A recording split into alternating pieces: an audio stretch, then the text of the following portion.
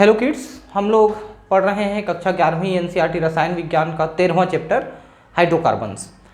इसके पिछले वीडियो में मैंने आपको हाइड्रोकार्बन्स क्या हैं और इनकी संरचना किस प्रकार की होती है और इनमें समावयता किस प्रकार की होती है, ये सारी चीज़ें मैंने आपको बताई हैं। अब हम आगे पढ़ रहे हैं।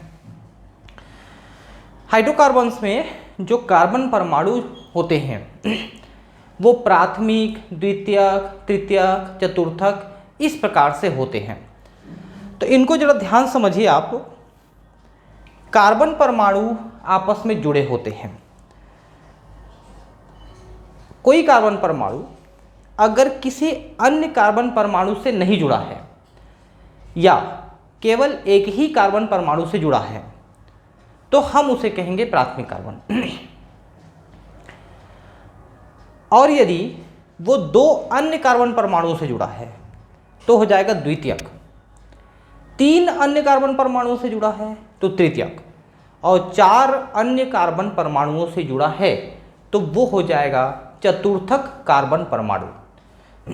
इसको हम आगे स्ट्रक्चर में फिर से एक बार समझेंगे, है ना। यहां पर आप देख सकते हैं इस कार्बन परमाणु को। आप देखिए कि ये केवल एक ही कार्बन परमाणु से जुड़ा है। ये ध्यान रखेंगे कि C, ये C है और ये H3 इधर है, दो H इधर है, मतलब कार्बन कार्बन आपस में जुड़े हैं ना। ये बात मैंने आपको पहले भी समझाया है।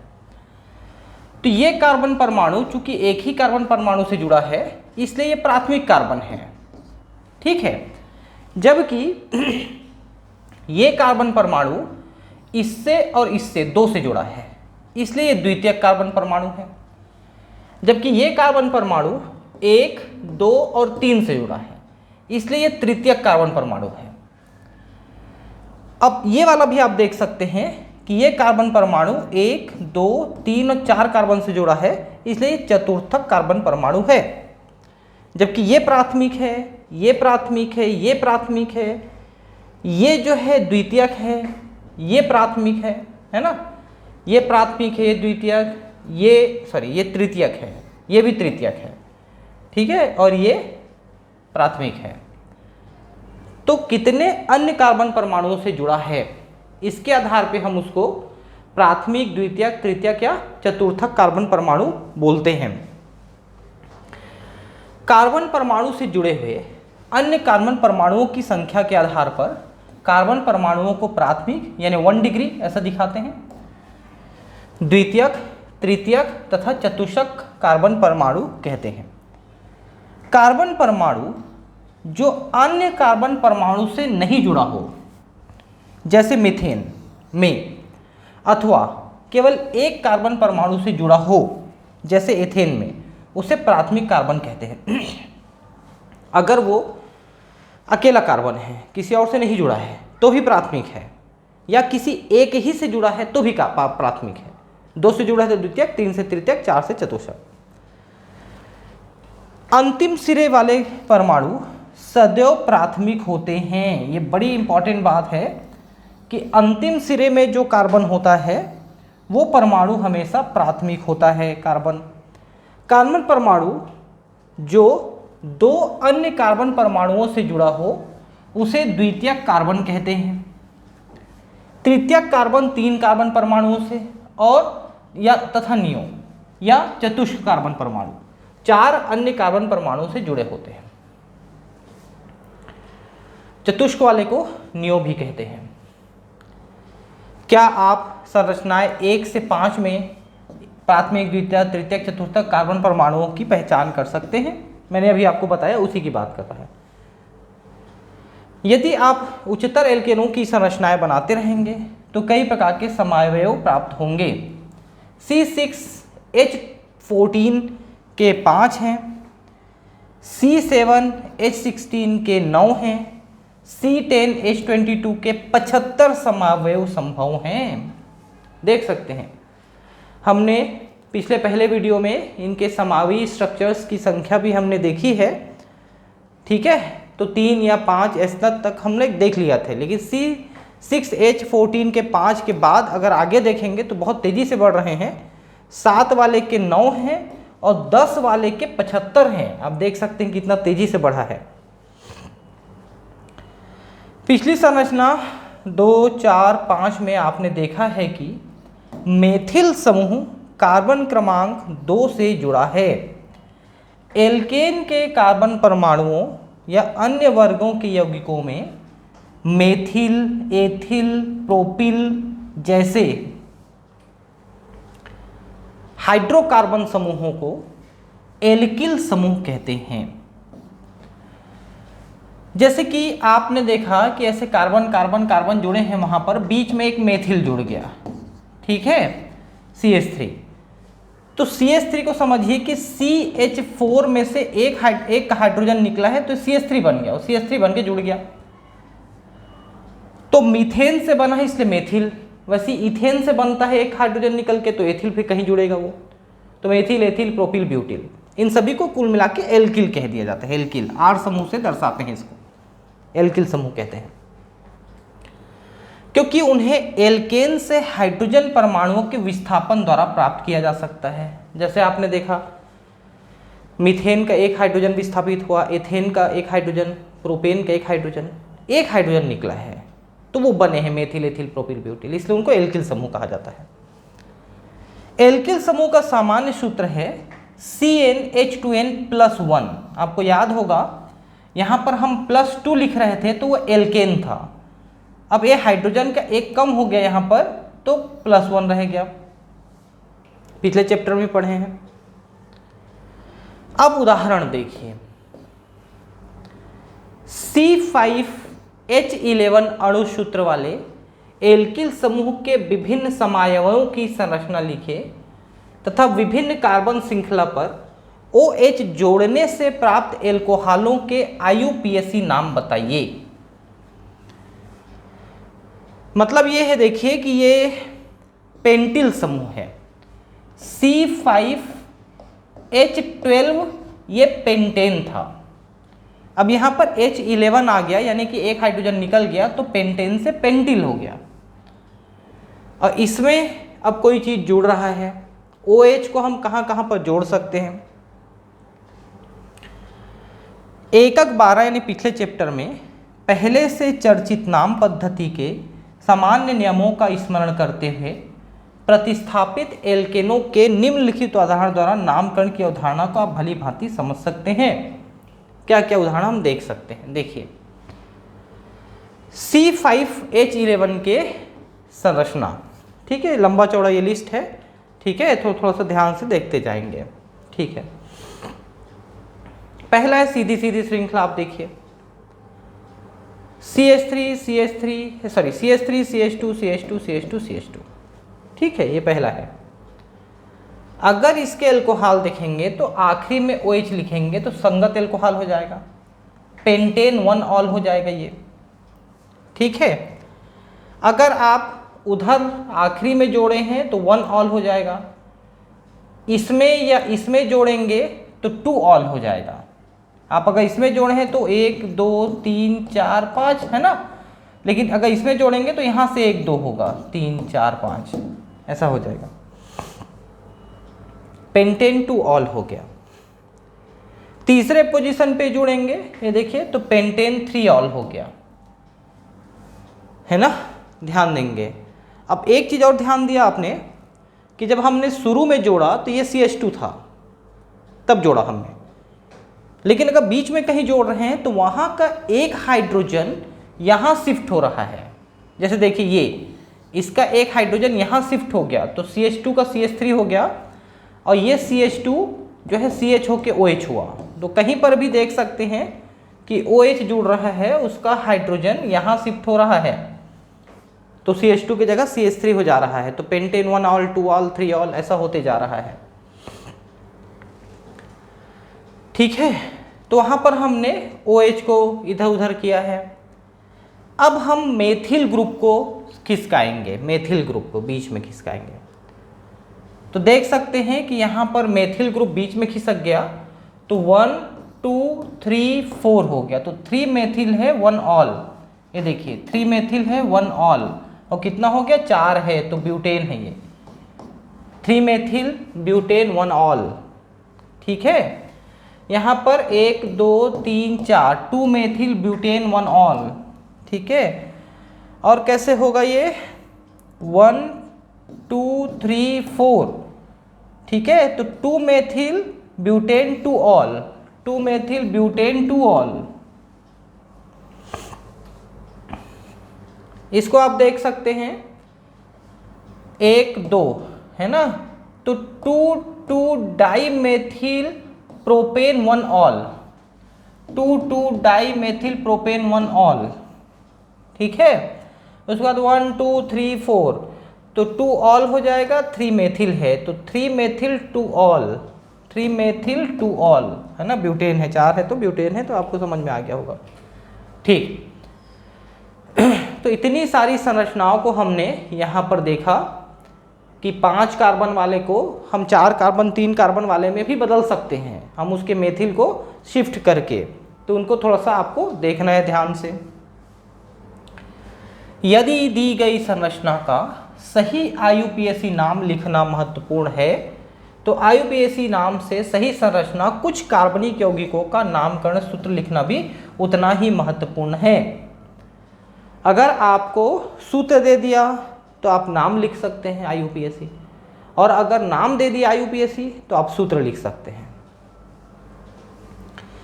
इसके लिए सर्वप्रथम जनक एल्केन के कार्बन परमाणुओं की दीर्घतम श्रृंखला को लिखेंगे, तत्पश्चात उनका अंकन किया जाएगा। जिस कार्बन परमाणु पर प्रतिस्थापी जुड़ा हुआ है तथा अंत में हाइड्रोजन परमाणुओं की यथेष्ट संख्या द्वारा कार्बन परमाणु की संयोजकता को संतुष्ट किया जाएगा। ये सारे नियम आपने 12वां चैप्टर में पढ़ लिया है, ठीक है, कि कैसे हम नामकरण करते हैं। तो जहाँ पर कोई ग्रुप जुड़ा है, फंक्शनल ग्रुप है, तो वहाँ से नामकरण शुरू करेंगे और सबसे लंबी चेन को लेंगे, फिर साइड चेन को पहले और ग्रुप को आखिरी में लिखेंगे। निम्न के यौगिकों के IUPAC नाम लिखिए। चलिए IUPAC लिखते हैं। तो इस कार्बन पे 3 मेथिल जुड़ा है, इस कार्बन पे भी 3 मेथिल जुड़ा हुआ है, ठीक है। तो यहां पर आप देख सकते हैं कि 1 2 3 4 और 5 हो गया ये पेंटेन। इसको आप डिटेल लिखेंगे तो कैसे लिखेंगे? देखिए इतने को पहले लिखिए, इतने को, है ना। तो CH, ठीक है। इस C के साथ 3 मेथिल है, 3 मेथिल है, ये देखिए 3 मेथिल हो गया ये कार्बन, इसके साथ 3 मेथिल हमने बनाया। इस कार्बन के साथ भी 3 मेथिल बनाएंगे, ये। अब एक सीधे चेन को आप चुन लीजिए, ये 5 हैं, है ना। तो ये 2 ठो हो गए 2 पोजीशन पे, है ना, और ये 2 हो गए 5वें पोजीशन पे, ठीक है। तो 2 2 5 5 टेट्रा मेथिल पेंटेन। 2 2 4 है क्या? 1 2 3 4 5 हो गया, 5 है ना। तो ठीक है, तो 4th पोजीशन पे 2 जुड़े हैं ना, ठीक है। तो 2 2 4 4 टेट्रा मेथिल पेंटेन, ऐसा हो गया, गुड। अब इनका और इनका आप इस तरह से नाम लिख सकते हैं, इसमें दिया हुआ है। आप पहले फार्मूला बनाएंगे फिर नाम लिखेंगे, है ना।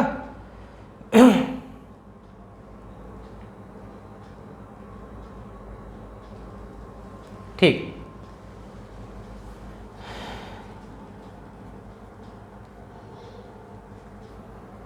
कार्बनिक यौगिकों का नामकरण, ठीक। अब ये फिर से नामकरण पे आ गया। आपने पूरा लंबा चौड़ा चैप्टर पढ़ा है, चलिए फिर भी हम एक बार पढ़ते हैं, है ना, कि क्या टिप्पणी लिखा है इसमें, किस नियम के द्वारा किया है ये। तो आपने इसको चुना है एक लंबा चेन, ये लंबा चेन चुना है आपने। इसमें एक मेथिल ग्रुप है, एक एथिल ग्रुप है। अब एथिल में ए पहले है, ई पहले है, ये एथिल ऐसे लिखा है, तो ई पहले है और एम बाद में रहता है, इसलिए 4 एथिल 2 मेथिल और हेक्सेन है ना। फिर देखिए कि ये लंबा चेन चुना है इसने। लंबे चेन में ये एक एथिल है, ये एक एथिल है, ये एक मेथिल है, ठीक है। और ये आइसोप्रोपिल है, आइसोप्रोपिल है। तो 3,3 डाई एथिल, 4 मेथिल, 5 आइसोप्रोपिल, ये ऑक्टेन है। ये देखिए 3,3 die ethyl, 5 isopropyl, 4 methyl octane, ठीक है। क्योंकि आइसो है तो आई पहले आई पहले आ रहा है, इसलिए प्रोपिल को पहले लिखे हैं, मेथिल को बाद में लिखे हैं। ये अल्फ़ाबेट के आधार पर लिखे हैं। ये आइसोप्रोपिल हुआ, ठीक है, क्योंकि ये ब्रांच है, ऐसे करके ब्रांच है, इसलिए आइसोप्रोपिल हुआ ये। यहां पर आप देख सकते हैं क्या क्या जुड़ा है, इसको भी आप देख सकते हैं। तो ये आपका 10 है तो डेकेन हो गया, ये तो आपने देखा, ठीक है। इसमें 5वें पोजीशन पे ये जुड़ा है, चौथे पोजीशन पे ये जुड़ा है, तो ये तो आइसोप्रोपिल हुआ, अभी आपने देखा था आइसोप्रोपिल। और ये हुआ, ये आइसोब्यूटिल या द्वितीयक ब्यूटिल हुआ। द्वितीयक ब्यूटिल इसलिए कि सेकेंडरी कार्बन के द्वारा ये जुड़ा हुआ है, इसलिए ब्यूटिल हुआ, सीधा सीधा द्वितीयक ब्यूटिल। ये आइसोप्रोपिल इसलिए कह रहे हैं कि एक कार्बन पे ऐसे 2 मेथिल जुड़ा हुआ है, ये है ना। लेकिन इसमें ऐसा नहीं है, ये एक ही लंबी चेन है, लेकिन ये अपने सेकंड कार्बन से जुड़ा हुआ है, इसलिए द्वितीयक ब्यूटिल हुआ। ये द्वितीयक ब्यूटिल, सेकेंडरी ब्यूटिल, है ना। और ये इसके 5 पोजीशन पे जुड़ा है, तो 5 पे जुड़ा है सेकेंडरी ब्यूटिल, 4 पे जुड़ा है आइसोप्रोपिल, ये डेकेन। वर्णमाला के क्रम में द्वितीयक को नहीं माना जाता, आइसोप्रोपिल को एक शब्द मानते हैं। पार्श्व श्रृंखला के प्रतिस्थापियों का पुनरांकन किया, इसमें है ये, ठीक है। अपन देखते हैं अब क्या लिखते हैं इसमें। ये 9 है ना, तो नोनेन हो गया। इसके 5वें पोजीशन पे ये जुड़ा है, अब इसका पहले नाम लिखे, है ना। तो ये 1 2 3 प्रोपेन, 2 डाई मेथिल प्रोपेन होता, तो 2 डाई मेथिल प्रोपिल हो गया जुड़ा। तो ये देखिए 2 डाई मेथिल प्रोपिल।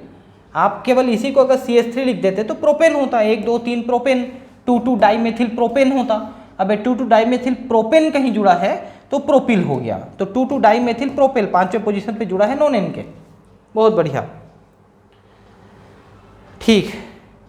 ये जुड़ा है एथिल, ये जुड़ा है मेथिल। अब इसमें तो कुछ है ही नहीं पढ़ने के लिए, है ना, ठीक है।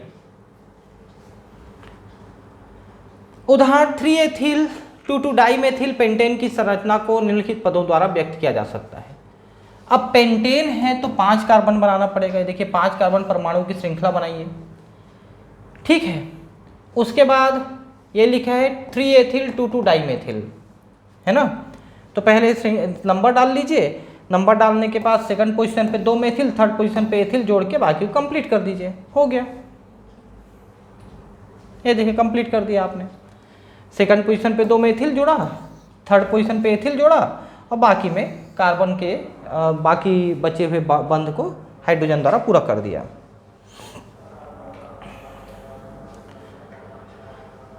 संरचनात्मक सूत्र लिखने के लिए लिख रहा है फिर से 3,4,4,5 टेट्रा मेथिल हेप्टेन।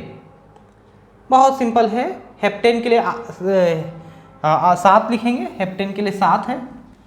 उसके बाद तीसरे पोजीशन पे 1 जोड़ दिए, फिर चौथे पोजीशन पे 2 जोड़ दिए, फिर 5वें पोजीशन पे 1 जोड़ दिया, बाकी पूरा कर दिया। बहुत सिंपल है ना। ये हाइड्रोजन को पूरा करना है, कितने हाइड्रोजन और लगेंगे ये आप ध्यान से भर देंगे। 2,5 डाई मेथिल हेक्सेन, ये देखिए सेकंड पोजीशन पे और 5th पोजीशन पे 2 मेथिल, और ये 6 हेप्टेन। बहुत इजीली बन जाएगा आपसे, कोई ज़्यादा इसमें दिक्कत वाली बात नहीं नजर आ रही है। संरचनात्मक सूत्र लिखिए, दिए गए नाम अशुद्ध क्यों है, सही IUPAC नाम लिखिए, ठीक है। 2 एथिल पेंटेन आप डालिए पहले, है ना। तो यहाँ पर आप देखिए, पहले आप एक पेंटेन बनाइए, क्या लिखा यहाँ पेंटेन, 1 2 3 4 5 पेंटेन बनाया आपने। इसके सेकंड पोजीशन पे एथिल जोड़ दिए। अब ये नाम अशुद्ध क्यों है, अशुद्ध इसलिए है क्योंकि ये श्रृंखला इधर से शुरू होगा, न कि इधर से।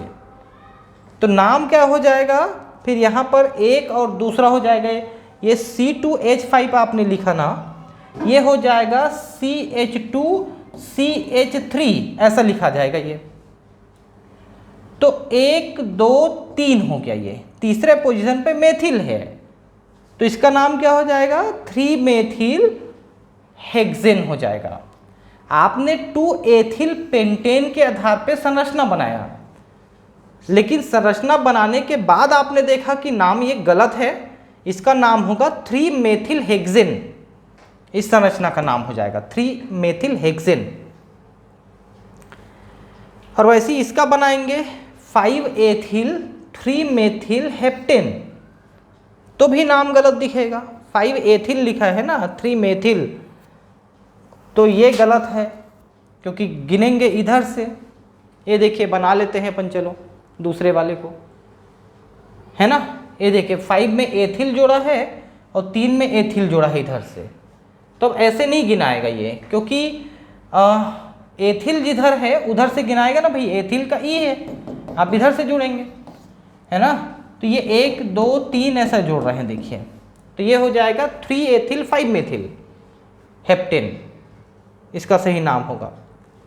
क्या होगा, 3 एथिल 5 मेथिल हेप्टेन, जबकि ये लिखा है 5 एथिल 3 मेथिल, तो ये उल्टा हो जाएगा, 3 इधर हो जाएगा 5 इधर हो जाएगा, ये नाम तब सही होगा।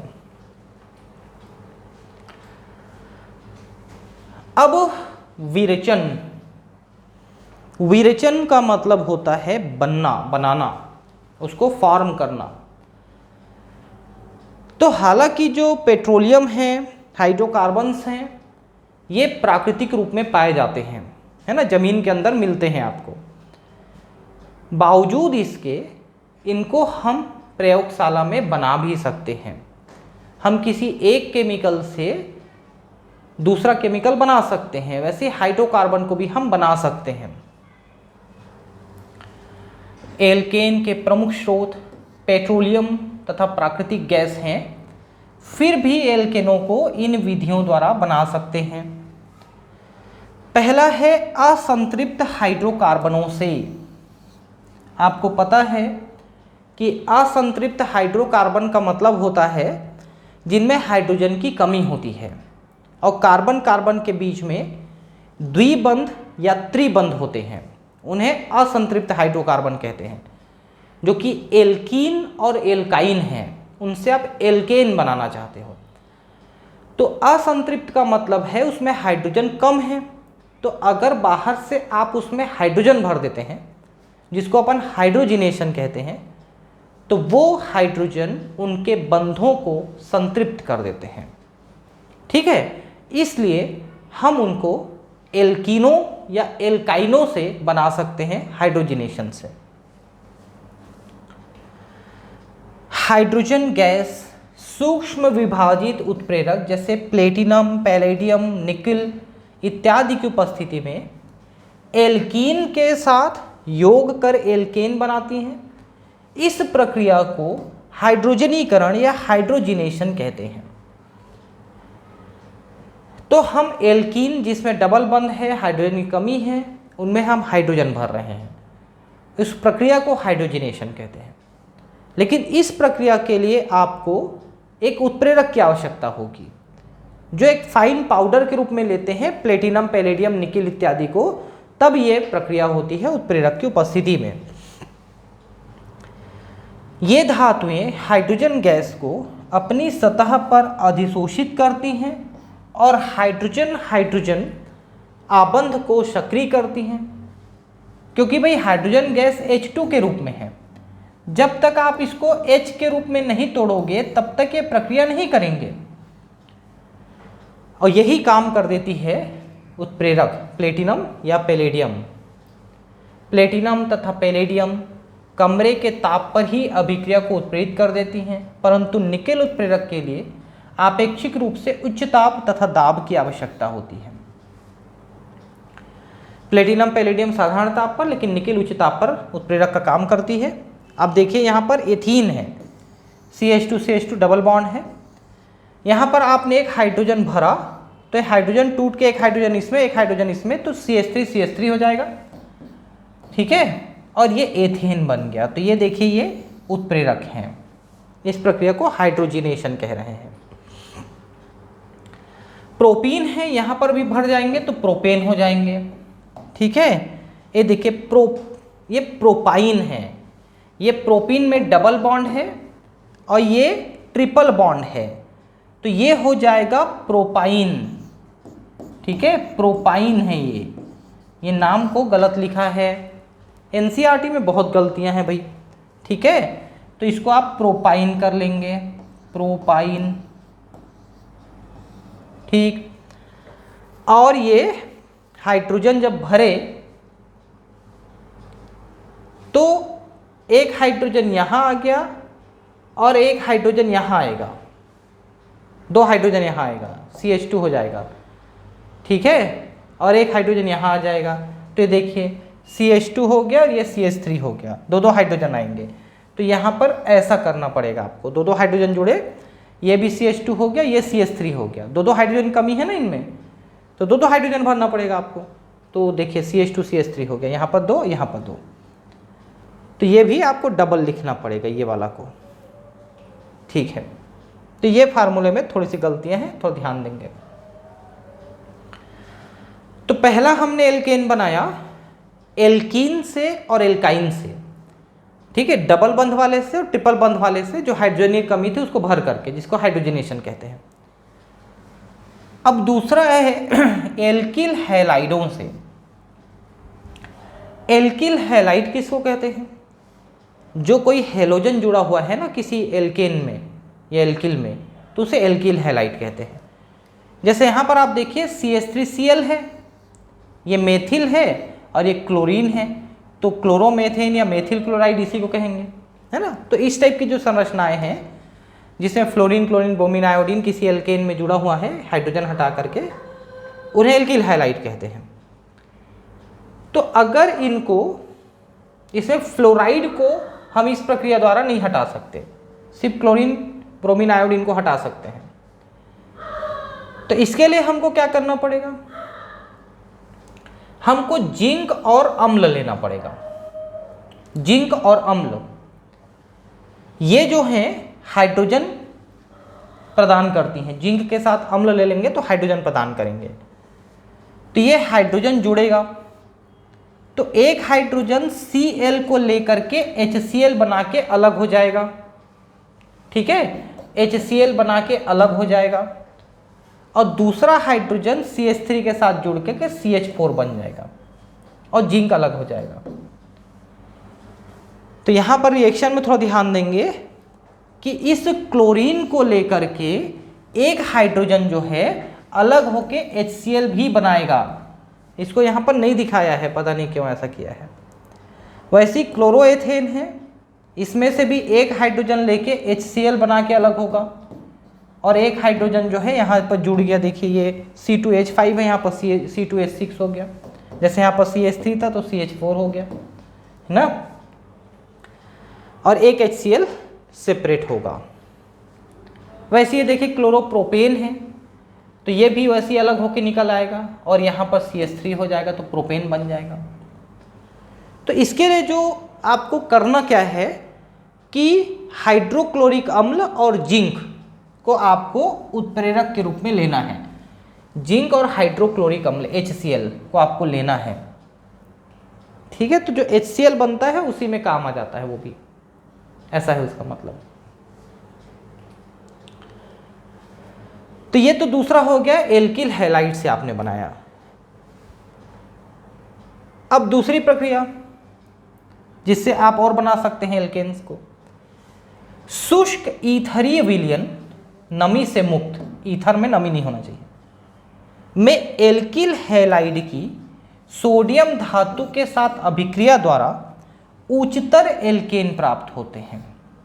अभी आप जो प्रक्रिया किए एल्किल हैलाइड में, ये एल्किल हैलाइड है, इसको आपने जिंक और HCl लिया तो उच्चतर एल्केन नहीं प्राप्त हुआ।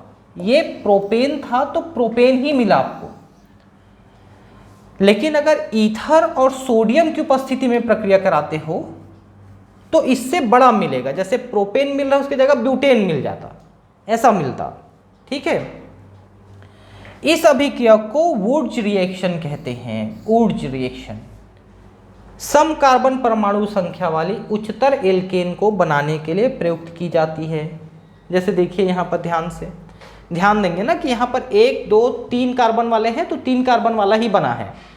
अब यहाँ पर आप देखिए, यहाँ पर देखिए कि ये 1 कार्बन वाला है CH3Br, है ना।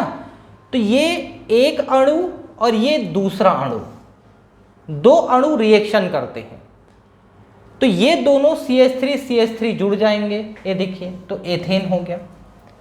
ये Br निकल के सोडियम के साथ जुड़ गए, तो 2 सोडियम Br हो गए, सोडियम ब्रोमाइड। मतलब क्या हुआ कि वुर्ज रिएक्शन में 2 जो एल्किल हैलाइड हैं, जैसे यहाँ पर ब्रोमो एथेन या मेथिल ब्रोमाइड है, ये भी मेथिल ब्रोमाइड है, सेम है, तो ये दोनों रिएक्शन करेंगे, 2 अणु रिएक्शन करके जुड़ेंगे, और दोनों Br सोडियम के साथ जुड़ के निकल गए। ये 2 एथिल ब्रोमाइड है, देख सकते हैं, एथिल ब्रोमाइड जिसको ब्रोमो एथेन कहते हैं, तो ये C2H5 जुड़ गए, देखिए, है ना, ब्यूटेन हो गए, और ये फिर NaBr निकल के अलग हो गए, NaBr, ये वुर्ज रिएक्शन हो गया। तो इसमें हुआ ये कि ये दोनों एल्किल ब्रोमाइड, या ये देखिए जैसे एथिल ब्रोमाइड है, या 2 मेथिल ब्रोमाइड है, ऐसा लिया है हमने, लेकिन ये 2 एक जैसे लेने की बजाय 2 अलग अलग लेते हैं एल्किल हैलाइड। जैसे मान लो कि हम एक ये वाला ले लेते हैं और एक ये वाला ले लेते हैं, तो फिर कैसे होगा? तो भी होगा, जैसे यहाँ पर C2H5CH3 होता तो नॉर्मल प्रोपेन होता, मतलब प्रोपेन होता, प्रोपेन तो नॉर्मल ही रहता है, वो आइसो नहीं होता। समझ रहे हैं बात को? मतलब ये 2 लेंगे अलग अलग तो भी जुड़ेंगे वो। ठीक है,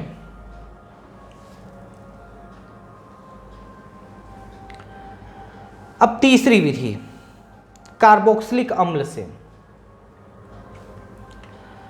कार्बोक्सिलिक अम्ल क्या होते हैं? जिसमें COOH होता है, उसे कार्बोक्सिलिक अम्ल कहते हैं। अब उसका सोडियम लवण, सोडियम लवण का मतलब है ये H निकल जाएगा, उसके जगह सोडियम जुड़ा रहेगा, तो वो सोडियम अम्ल हो जाएगा, लवण हो जाएगा। तो कार्बोक्सिलिक अम्लों के सोडियम लवण को सोडा लाइम। अब सोडा लाइम कैसे बनाते हैं? सोडियम हाइड्रोक्साइड और कैल्शियम ऑक्साइड का मिश्रण है ना, सोडियम हाइड्रोक्साइड है NaOH और कैल्शियम ऑक्साइड है CaO, ठीक है, के साथ गर्म करने पर कार्बोक्सिलिक अम्ल से एक कम कार्बन परमाणु वाले एल्केन प्राप्त होते हैं। अब ये छोटा प्राप्त होगा बड़े की बजाय। क्या किया आपने? कार्बोक्सिलिक अम्ल के सोडियम लवण को लिया, ये देखिए ये कार्बोक्सिलिक अम्ल का सोडियम लवण है। अगर CH3COH रहता तो एसिटिक अम्ल होता। अब ये सोडियम लवण है तो सोडियम एसिटेट हुआ, ये सोडियम लवण हुआ। इसकी प्रक्रिया आपने किया कैल्शियम ऑक्साइड और सोडियम हाइड्रोक्साइड के मिश्रण के साथ, जिसको आप सोडा लाइम कह रहे हैं। कैल्शियम ऑक्साइड जो चूना है और सोडियम हाइड्रोक्साइड जो कि एक क्षार है, इन दोनों से आपने रिएक्शन किया तो आपको क्या प्राप्त होगा? एक कार्बन कम वाला एल्केन प्राप्त होगा। यहां पर 2 कार्बन दिख रहा है आपको, ये 2 कार्बन, तो एथेन की जगह 1 कार्बन मीथेन प्राप्त होगा। ठीक है,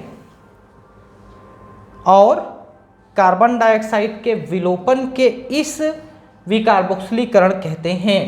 ये देखिए इसमें आपका हुआ क्या, CO2 यहां से निकल गया और ये CH3 बचा, ये देखिए ये, और H जुड़ गया तो CH4 हो गया, और जो CO2 निकला सोडियम के साथ जुड़ के सोडियम कार्बोनेट बनाया, सोडियम एथेनोएट।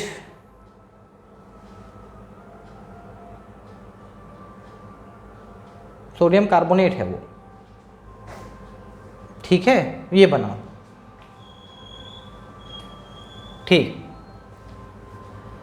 अब क्वेश्चन देखते हैं अपन, प्रोपेन के विरचन के लिए किस अम्ल के सोडियम लवण की आवश्यकता होगी? अभिक्रिया का रासायनिक समीकरण भी लिखिए। प्रोपेन में 3 कार्बन आपको चाहिए, आपको प्रोपेन बनाना है, विरचन मतलब बनाना है, तो 3 कार्बन वाला चाहिए। तो आपको जो अम्ल का सोडियम लवण लेंगे उसमें कम से कम 4 कार्बन वाला लेंगे, क्योंकि 1 कार्बन कम हो जाता है, ठीक है। तो ये देखिए 3 कार्बन वाला बनाने के लिए 4 कार्बन वाला लिए, ये देखिए 1 2 3 4 कार्बन वाला लिए। अब इसको गर्म किए तो इतना निकल गया और प्रोपेन बना, और ये सोडियम कार्बोनेट बन गया, Na2CO3, ठीक है। अभी क्या कर, रासायनिक समीकरण भी हमने लिख दिया, बहुत सिंपल है ना। तो आपने क्या किया था, प्रोपेन बनाने के लिए आपने ब्यूटेनोइक अम्ल लिया, ब्यूटेनोइक अम्ल का सोडियम लवण लिया और इसको सोडियम हाइड्रोक्साइड और कैल्शियम ऑक्साइड के साथ गर्म किया, ठीक है, ठीक। नेक्स्ट है कोल्बे की विद्युत अपघटनी विधि, और इसमें जो प्राप्त होता है ना वो ज़्यादा शुद्ध रूप में प्राप्त होता है, क्योंकि विद्युत अपघटन ना किसी भी पदार्थ की प्राप्ति के लिए, शुद्ध प्राप्ति के लिए एक बढ़िया विधि होती है ना, काफ़ी शुद्ध मात्रा में प्राप्त होती है। इसके लिए हम क्या करेंगे, फिर से हम कार्बोक्सिलिक अम्ल का सोडियम लवण लेते हैं, या पोटेशियम लवण भी ले सकते हैं, पोटेशियम लवण, इसका जली विलयन लेते हैं, जल में घोल देते हैं, विद्युत अपघटन करते हैं, ठीक है।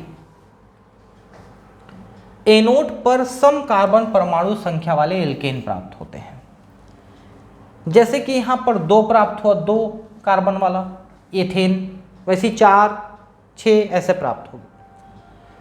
तो सोडियम एसीटेट लिया, पानी में घोला, विद्युत अपघटन किया तो प्रोपेन मिला, CO2 H2 और NOH भी मिलेगा। अब इस अभिक्रिया के अलग अलग पद दिख रहा है, मतलब कई स्टेप में पूरे होंगे ये अभिक्रिया, कई स्टेप में, उन स्टेप्स को हमको देखना है। देखिए पहला स्टेप क्या है, जब विद्युत अपघटन आपने किया तो ये जो सोडियम एसीटेट है इसमें से सबसे पहले सोडियम अलग हुआ, ये देखिए सोडियम अलग हुआ, तो CH3COO आपको मिला नहीं, ये बीच का स्टेप है इसलिए आपको मिलेगा नहीं अलग से, ये हो जाएगा बस। कहाँ पर हो रहा है ये चल रहा है, ठीक है। अब एनोड पे क्या हो जाएगा, जब ये सोडियम एसीटेट से सोडियम अलग हुआ विलयन में, मतलब डालते अलग हो जाएगा ना, जैसे आप किसी पदार्थ को जब पानी में घोलते हैं, अगर वो आयनिक पदार्थ है तो उसके आयन्स अलग हो जाते हैं, तो सोडियम एसीटेट को पानी में घोलते ही एसीटेट अलग हो जाएगा और सोडियम अलग हो जाएगा। अब ये अलग अलग एनोड कैथोड पे क्रिया करेंगे, तो एनोड पे क्या क्रिया होगी, एनोड मतलब धन आवेश वाला, क्योंकि आप अपघटन कर रहे हैं ना, विद्युत अपघटन। जैसे कि आप एक पात्र लिए हैं, इसमें इसका विलयन घोले हैं, इसमें इलेक्ट्रोड लगा के जोड़ दिए हैं आप, है ना, तो धन सिरा वाला एनोड कहलाता है, ऋण सिरा वाला कैथोड कहलाता है। यहां पर जब विद्युत अपघटन करेंगे तो धन सिरे में क्या होगा, जो इधर विलयन में ऋण आवेश वाले होंगे वो धन सिरे से चिपकेंगे, और धन आवेश वाले होंगे वो ऋण सिरे से चिपकेंगे। ये देखिए, तो आप यहां पर देखिए कि सोडियम एसीटेट से जब अलग हुए तो सोडियम में धन आवेश और एसीटेट में ऋण आवेश होता है, तो ऋण आवेश वाला एसीटेट धन आवेश यानी एनोड पर चिपकेगा और अपने इलेक्ट्रॉन प्रदान कर देगा, ठीक है। ये जो माइनस चार्ज रहता है उसको प्रदान कर देगा इलेक्ट्रॉन, तो ये यहां पर इलेक्ट्रॉन डेफिशिएंट हो जाएगा ऑक्सीजन, और ये ऑक्सीजन यहाँ पर 2 O2 बन के निकल जाएगा। ठीक है, क्योंकि ये 2 अणु रिएक्शन कर रहे हैं ना, देख सकते हैं 2 अणु रिएक्शन कर रहे हैं, देखिए 2 अणु। तो एक ये अलग हो गया और एक ये अलग हो गया, O2 बन के 2 O2 निकल गए, है ना, 2 O2 निकल गए। और ये जो है एक CH3 और एक CH3 बन के ये निकला, 2 मेथिल ग्रुप यहां पर आपको मिले। मेथिल जुड़ा नहीं है ना, मेथिल कहीं से मिला। अब मेथिल क्या करते हैं, ये देखिए 2 मेथिल आपस में जुड़ के ये बना लिए एथिल। ये सब एनोड पे हुआ, धन आवेश वाले पे। क्या क्या हुआ कि एसीटेट ने पहले इलेक्ट्रॉन दिया, फिर 2 ऑक्सीजन दिया और 2 मेथिल ग्रुप दिया। ये दोनों मेथिल आपस में जुड़ के एथेन बना लिए। अब कैथोड यानी माइनस चार्ज वाले इलेक्ट्रोड पे क्या होगा कि H2O जो है इलेक्ट्रॉन लेता है, OH और H आयन बनाता है, 2 H आयन हाइड्रोजन बना के मुक्त हो जाते हैं। तो इस विधि द्वारा आप एथेन तो बना सकते हैं, लेकिन मीथेन नहीं बना सकते। एथेन बन जाएगा, मीथेन नहीं बन सकता। क्यों? क्योंकि जुड़ता नहीं है ना। मीथेन में यहाँ पर हाइड्रोजन नहीं मिल पाएगा, तो 2 मीथेन नहीं बन पाएगा।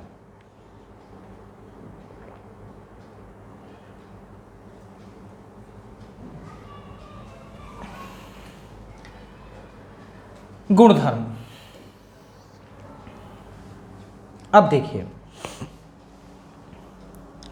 ज़्यादातर जो एल्केन हैं, अगर उनकी भौतिक अवस्था देखोगे तो गैस रूप में होते हैं, लेकिन जो थोड़े से भी उच्च होते हैं जैसे ब्यूटेन है, पेंटेन है, इनको आप अधिक दाब में संपीड़ित करते हो तो द्रवीभूत हो जाते हैं। इसीलिए आपका जो सिलेंडर वाला LPG है वो, या CNG वाला है वो, इनको ज़्यादा दबाव में भरते हैं तो द्रवीभूत हो जाते हैं।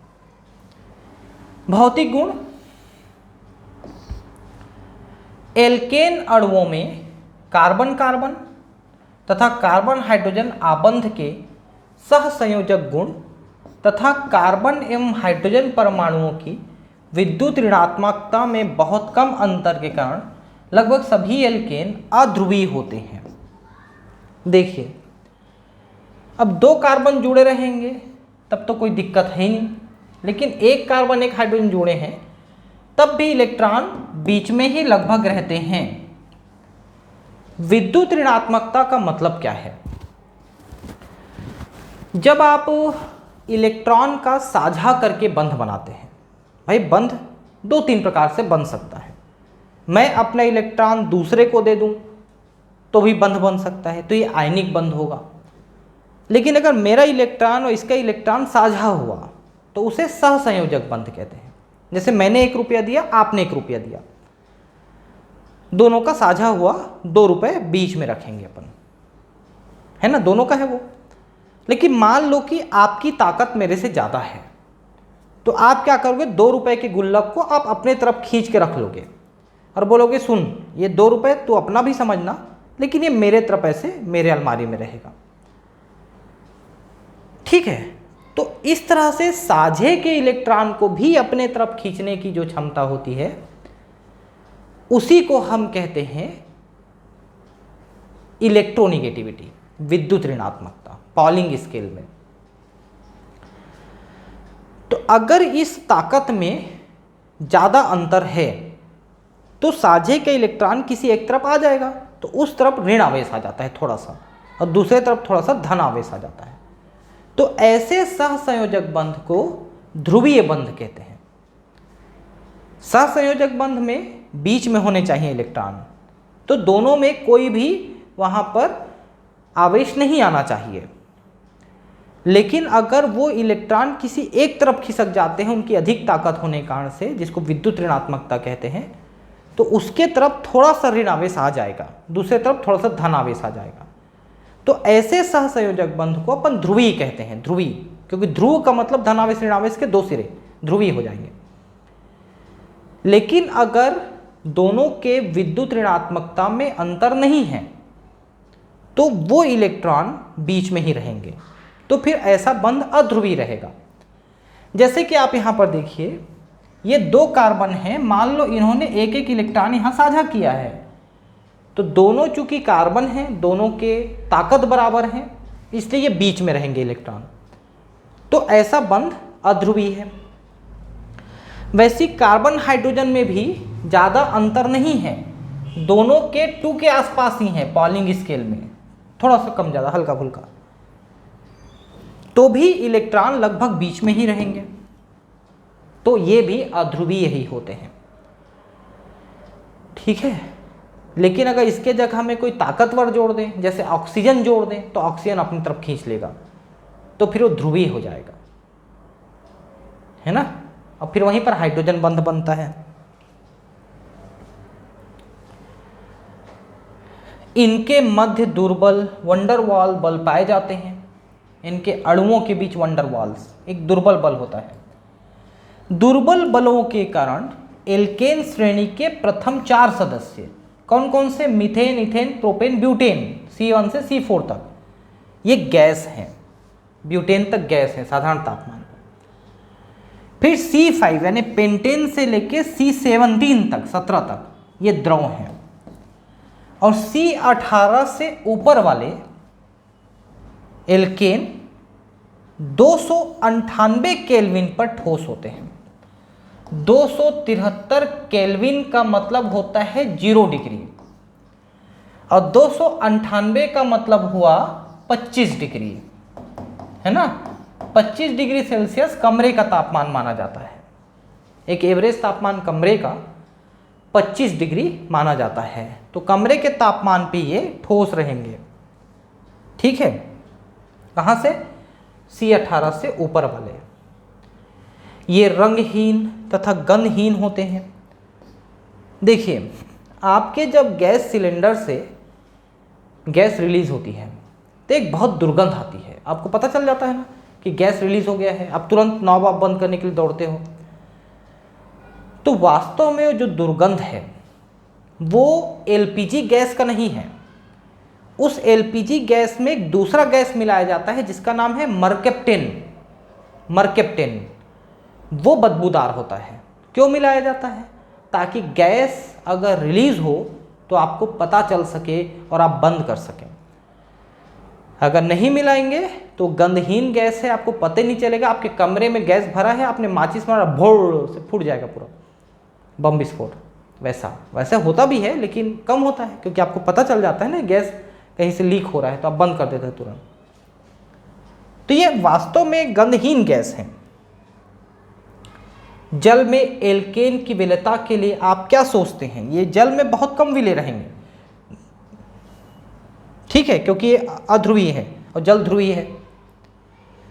पेट्रोल हाइड्रोकार्बन का मिश्रण है जिसका उपयोग स्वचालित वाहनों में ईंधन के रूप में किया जाता है, तो आपको पता है। पेट्रोल तथा उसके निम्न प्रभाजों का उपयोग कपड़ों से ग्रीस के धब्बे हटाने, उनकी निर्जल धुलाई करने आदि के लिए किया जाता है। आप ड्राई क्लीन का नाम जानते हैं, आप यहाँ पर निर्जल धुलाई लिख दिया है, मतलब NCERT वाला क्या करता है, आपको शुद्ध हिंदी करने की कोशिश करता है, लेकिन बहुत सारी चीज़ों को आप शुद्ध हिंदी में नहीं समझ पाते हैं।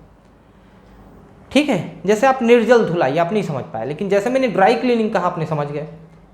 तो ड्राई क्लीनिंग का मतलब है उसमें पानी का प्रयोग नहीं होता, उसमें पेट्रोल के गैस का प्रयोग होता है। ठीक है, तो उससे कपड़े खराब नहीं होते हैं और कपड़े ज़्यादा अच्छे धुलते हैं। तो आप अपने महंगे कपड़े ड्राई क्लीन करवाते हो, उसको धोते नहीं हो घर में। ठीक है, ठीक।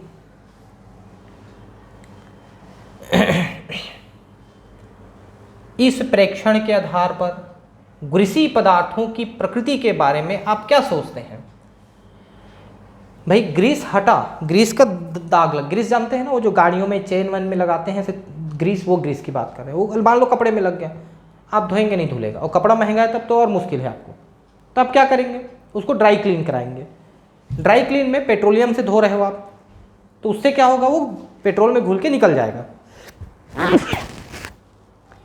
तो इसका मतलब ये हुआ कि जब पेट्रोल में धोया आपने ड्राई क्लीनिंग में, तो वो घुल के निकला का मतलब पेट्रोलियम में घुलनशील है, ग्रीस। तो ग्रीस की प्रकृति पेट्रोलियम जैसा है, इसलिए वो घुला। आप सही हैं यदि आप कहते हैं कि ग्रीस उच्च एल्केनों का मिश्रण अध्रुवीय है, अतः यह जल विरोधी प्रकृति का होगा।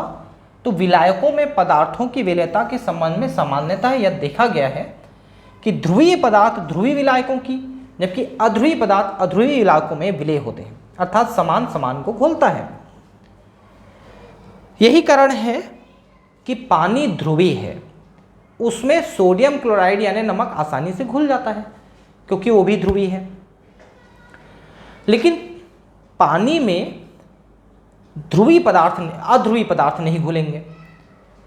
जैसे ग्रीस अध्रुवीय पदार्थ है, पानी में नहीं घुला, इसलिए पानी में नहीं छूटा, वो पेट्रोल में घुल गया क्योंकि पेट्रोल अध्रुवीय है। तो अध्रुवीय अध्रुवीय में ध्रुवीय ध्रुवीय में समान समान में घुलता है।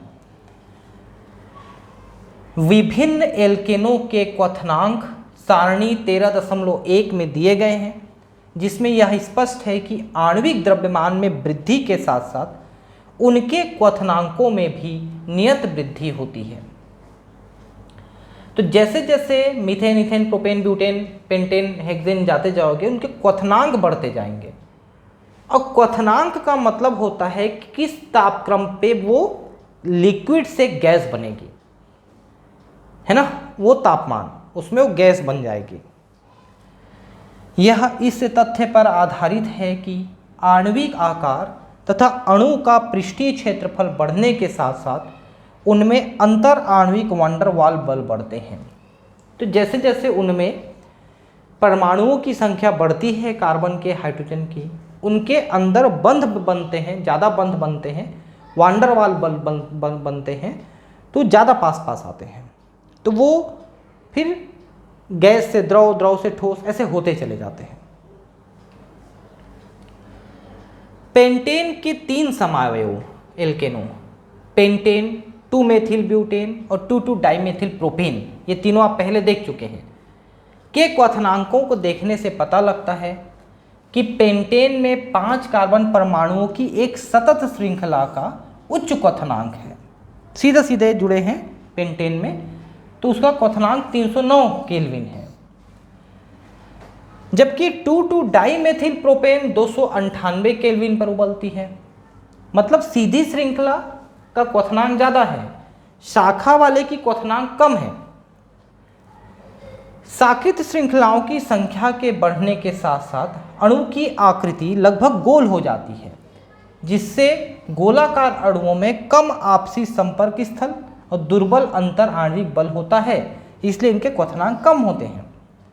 जब सीधी श्रृंखला रहती है तो लंबी चेन बनती है, तो उससे उनमें बल ज़्यादा बनता है, एक दूसरे से जुड़ते हैं।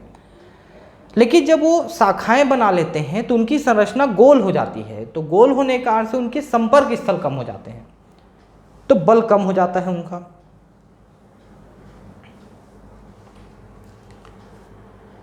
अब हम इनके कुछ रासायनिक गुणों के बारे में भी बात करेंगे। जैसा पहले बताया जा चुका है, अम्ल, क्षार, ऑक्सीकारक यानी कि ऑक्सीकरण कर्मक, जो ऑक्सीकरण कर सकता है, एवं अपचायक, अपचयन कर सकता है, पदार्थों के प्रति एल्केन सामान्यतः निष्क्रिय होते हैं। एल्केन की क्रिया अम्ल के साथ, क्षार के साथ, ऑक्सीकारक के साथ, अपचायक के साथ कराएंगे तो ये जल्दी क्रिया नहीं करते हैं। विशेष परिस्थितियों में एल्केन इन अभिक्रियाओं को प्रदर्शित करता है। कुछ अभिक्रियाएं ये करता है। पहला है प्रतिस्थापन अभिक्रियाएं। प्रतिस्थापन का मतलब क्या होता है भाई? मीथेन, एथेन, प्रोपेन, ब्यूटेन जो हैं, इनमें जो हाइड्रोजन है, उन हाइड्रोजन को हटा करके उसके जगह दूसरा चीज़ जोड़ दें अपन, जैसे मेथिल एथिल प्रोपिल जोड़ दें, या फ्लोरीन क्लोरीन ब्रोमीन आयोडीन जोड़ दें, ठीक है, या एल्कोहल जोड़ दें, या कुछ और जोड़ दें, तो ये प्रतिस्थापन अभिक्रियाएं हैं। प्रतिस्थापन का मतलब होता है आप एक को हटाते हो और दूसरे को जोड़ते हो, तो वो प्रतिस्थापन होगा, प्रतिस्थापित, रिप्लेस हो गया, रिप्लेस अभिक्रिया है ये। तो एल्केन में क्या है भाई, इसमें तो कार्बन और हाइड्रोजन है, तो हाइड्रोजन को ही हटाओगे ना, कार्बन को हटा के नहीं जोड़ना है अपने को, जनरली हाइड्रोजन को हटाते हैं।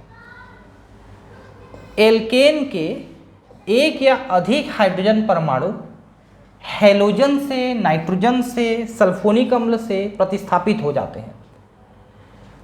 उच्च तापक्रम रखना पड़ेगा आपको, 573 यानी 300 डिग्री हो गया ये, या 773 यानी 500 डिग्री हो गया, या सूर्य के विसरित प्रकाश या पराबैंगनी विकिरणों की उपस्थिति में हैलोजनीकरण होता है।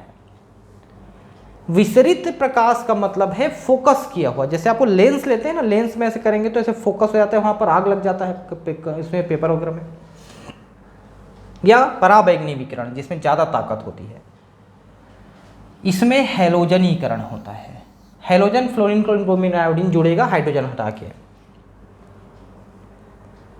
कम अणुभार वाले एल्केन नाइट्रीकरण तथा सल्फोनीकरण नहीं दर्शाते हैं। कम अणुभार वाले जैसे मीथेन, इथेन, प्रोपेन है, इनमें नाइट्रीकरण, नाइट्रीकरण में NO2 जुड़ता है और सल्फोनीकरण में SO3H जुड़ता है। ये चीजें कम अणुभार वाले में नहीं होता। हैलोजनीकरण तो होता है, फ्लोरीन, क्लोरीन, ब्रोमीन, आयोडीन जुड़ेंगे, लेकिन नाइट्रो या सल्फोनीकरण नहीं होता है। वे अभिक्रियाओं जिनमें एल्केनों के हाइड्रोजन परमाणु प्रतिस्थापित हो जाते हैं को प्रतिस्थापन अभिक्रियाएं कहते हैं। अब जाके डेफिनेशन लिख रहा है जब सब कुछ समझा दिए। उदाहरण स्वरूप मीथेन का क्लोरीनीकरण नीचे दिया गया है। ये देखिए, ये मीथेन है, इसको आप क्लोरीन की उपस्थिति में और ये HNu हम सूर्य प्रकाश के लिए लिखते हैं। अगर ये UV लिखा रहता तो परावैंगनी होता, ये HNu का मतलब सूर्य प्रकाश है। तो मीथेन क्लोरीन के साथ अभिक्रिया करता है और एक क्लोरीन इसमें हाइड्रोजन हटा के जुड़ गया और एक हाइड्रोजन क्लोरीन के साथ जुड़ गया। तो ये देखिए, एक हाइड्रोजन क्लोरीन के साथ जुड़ के HCl बनाया और एक क्लोरीन यहाँ पर जुड़ गया तो CH3Cl क्लोरोमेथेन हो गया। इसकी आगे प्रक्रिया करोगे तो फिर से एक हाइड्रोजन निकलेगा और Cl2 हो जाएगा। ये देखिए, ये फिर हाइड्रोजन निकला और आगे प्रक्रिया करोगे तो फिर एक हाइड्रोजन निकल के एक और क्लोरीन जुड़ जाएगा। देखिए, एक और क्लोरीन जुड़ गया और आगे प्रक्रिया करोगे तो बचा खुचा हाइड्रोजन भी निकल जाएगा और एक फिर से निकल जाएगा। तो पहले ये क्लोरोमीथेन हुआ, फिर डाइक्लोरोमीथेन हुआ, फिर ट्राइक्लोरोमीथेन हुआ, जिसको अपन क्लोरोफॉर्म कहते हैं। क्लोरोफॉर्म, ठीक है। क्लोरोफॉर्म आप सूंघने से बेहोश हो जाते हैं, ये वही है। और एक और निकल के जुड़ जाता है तो कार्बन टेट्राक्लोराइड कहलाता है। टेट्राक्लोरोमेथेन या कार्बन टेट्राक्लोराइड साधारण नाम है इसका, ये क्लोरोफॉर्म साधारण नाम है। वैसे तो ट्राइक्लोरोमीथेन हुआ, ये टेट्राक्लोरोमीथेन हुआ, IUPAC नाम, लेकिन साधारण नाम में हम इसको क्लोरोफॉर्म और इसको कार्बन टेट्राक्लोराइड कहते हैं। इसको हम प्रक्रिया में, रासायनिक प्रक्रियाओं में इसका उपयोग करते हैं। वैसे आप इथेन को देखिए, इथेन में आप क्लोरीन जोड़े तो एक क्लोरीन जुड़ा देख सकते हैं, एक हाइड्रोजन हटा के HCl बन गया, देखिए, है ना।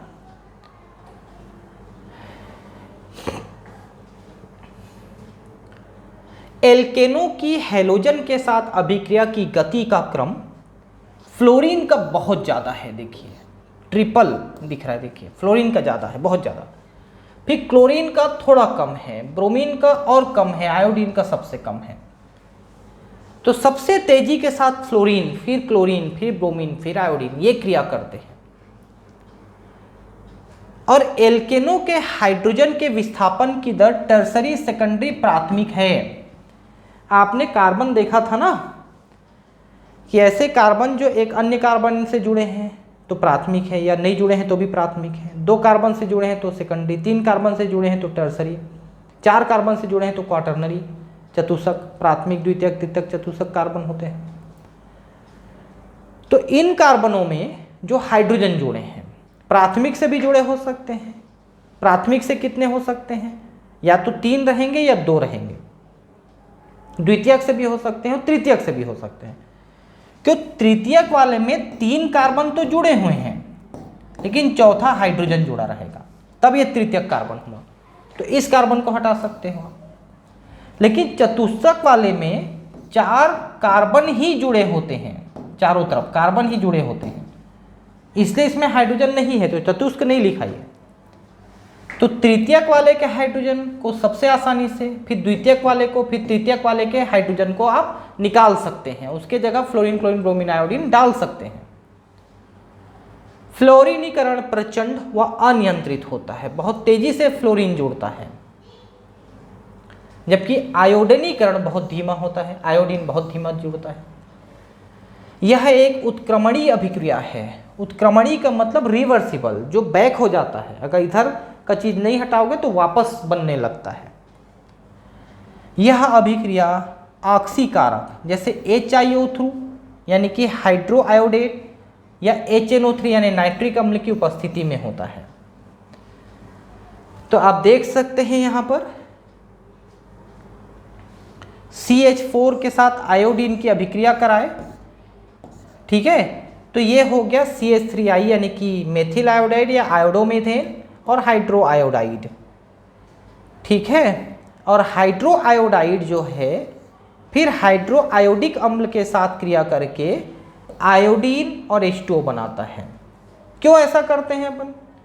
भाई यहां से जो हाइड्रो आयोडाइड बना, अगर आप इसको नहीं हटाओगे तो ये प्रक्रिया वापस भी जा सकती है, ठीक है ना।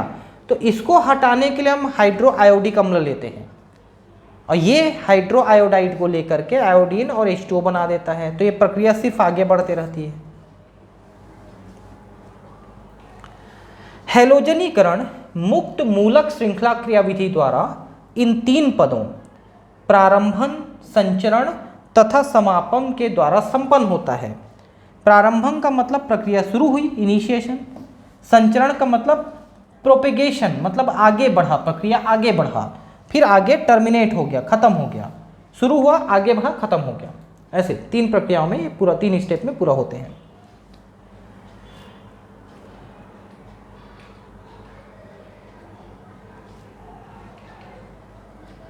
ठीक है,